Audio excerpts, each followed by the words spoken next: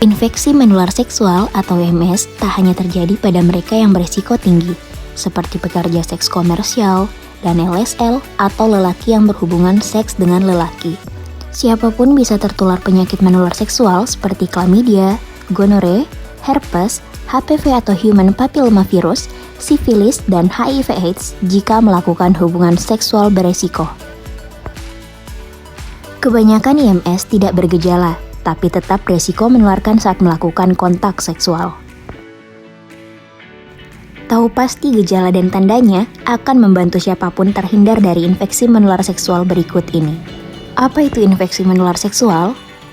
Infeksi menular seksual atau IMS adalah penyakit yang ditularkan melalui hubungan seksual, baik oral, anal, maupun vaginal. Sebagian IMS juga bisa menular saat kehamilan, persalinan, menyusui, maupun transfusi darah. Berikut adalah perilaku-perilaku seksual yang berisiko.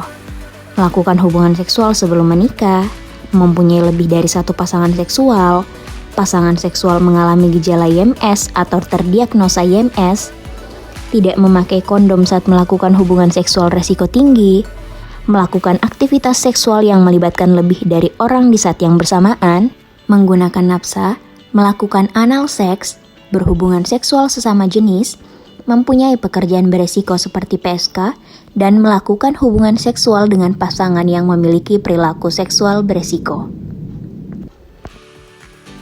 Sebagian besar dari IMS tidak bergejala. Ketika bergejala pun, gejala yang dialami tidak spesifik. Namun pada umumnya, 1. Nyeri saat berhubungan seks, 2. Panas atau sakit saat buang air kecil, 3. Keluar cairan dari penis, 4. Vagina terasa gatal dan panas, 5. Keputihan berwarna dan berbau, 6. Perdarahan vagina, 7. Terjadi perubahan pada urin, 8. Sakit panggul atau perut bawah, 9. Muncul kutil atau memar.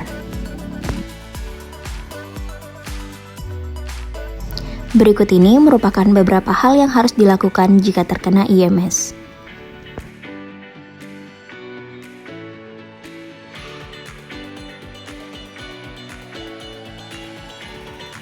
Selain itu, jika kamu melakukan hubungan seksual beresiko, pasangan seksual kamu memiliki gejala-gejala IMS atau kamu korban kekerasan seksual, maka segeralah periksakan ke dokter.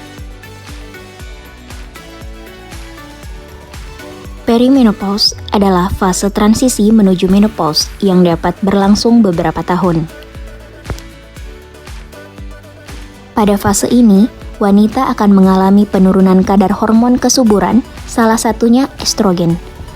Perubahan ini menyebabkan berbagai dampak seperti memendeknya durasi menstruasi dan berkurangnya volume darah menstruasi, siklus menstruasi yang semakin memanjang, hingga akhirnya berhenti menstruasi.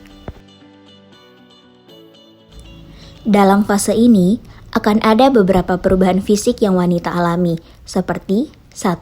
Perubahan integritas kulit, seperti kulit keriput, kulit menipis, atau tanda penuaan lainnya. Yang kedua, semburan panas atau hot flashes. Adalah perasaan panas yang bisa datang tiba-tiba di area wajah, dada, dan leher. Selanjutnya, yakni vaginismus atau kekakuan pada vagina, keputihan, penurunan kekuatan otot organ panggul, osteoporosis, kepikunan, nyeri otot, gangguan tidur, serta peningkatan risiko terjadinya infeksi dan risiko terjadinya penyakit degeneratif seperti diabetes, penyakit jantung, hipertensi, atau lainnya. Nah, selain fisik, ada juga perubahan psikis seperti kekhawatiran masalah seksual, rentan mengalami kecemasan, dan kesedihan berkepanjangan akibat ditinggal pasangan atau karena hidup terpisah dari keluarga dan anak-anaknya. Perubahan-perubahan itu juga memberikan dampak sosial seperti menurunnya kemampuan untuk merawat dirinya sendiri dan dalam melakukan aktivitas sehari-hari sehingga memerlukan bantuan orang lain.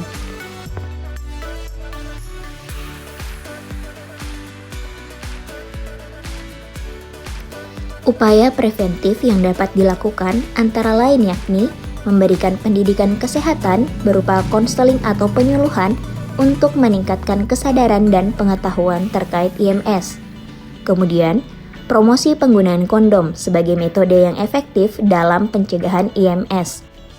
Yang terakhir, yakni deteksi dini dan konsultasi dokter, seperti pap smear ataupun IVA.